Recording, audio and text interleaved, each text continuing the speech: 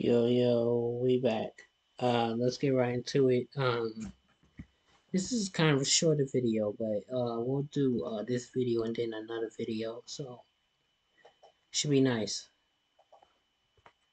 Nation, despite setting expectations by not announcing DLC plans before launch, like with the first game, everything changed when the terrible cyber attack spoiled Insomniac's Spider-Man 2 DLC surprise, along with 10 years worth of their projects, which included the multiplayer Spider-Man game, which PlayStation canceled in order to allow Insomniac to focus on their single-player games, while Sony put their support behind other live service endeavors like Concord.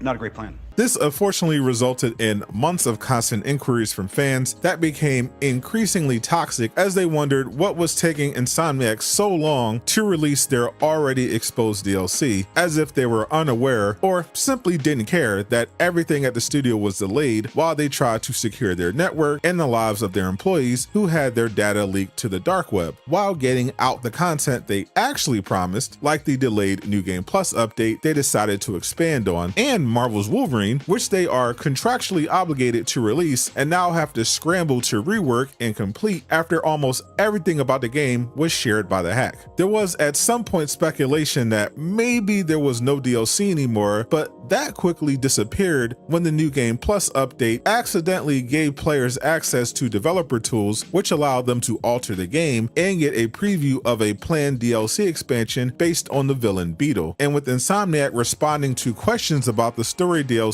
with the exact same answer they give about all their upcoming updates before they're allowed to talk about them, instead of giving a hard yes or no like they did about theories Eddie Brock would be Venom, that confirmed the DLC was still very much coming, they just weren't finished with it yet. After all, why would Sony, a company notorious for liking money, as evidenced by the price of the PS5 Pro, I like money, not want Insomniac to release DLC all their fans want for a game that sold 11 million copies in less than a year? The original City That Never Sleeps was released for $25. You think Sony would be willing to sell a $5 pack of suits that none of their fans asked for and not put out a $20 to $30 DLC expansion that lets you fight Carnage? Let's be serious here.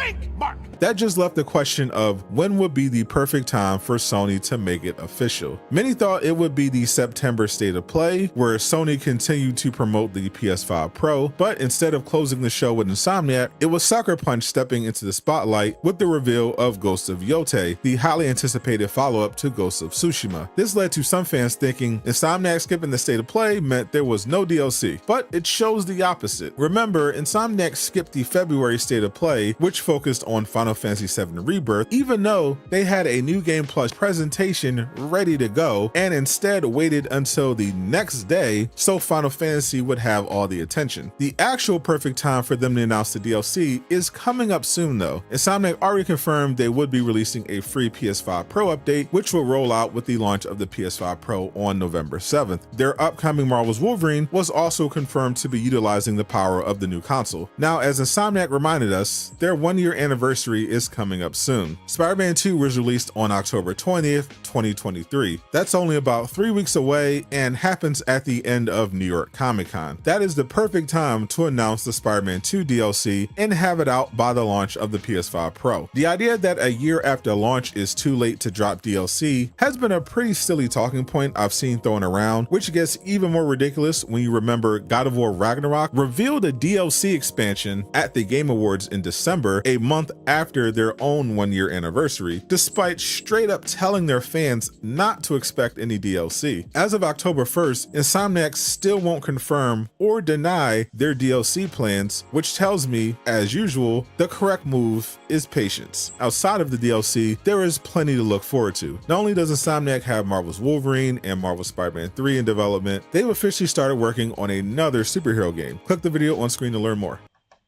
Alright, let's come right to the end of that video. I liked how we landed a lot in one time. Interesting.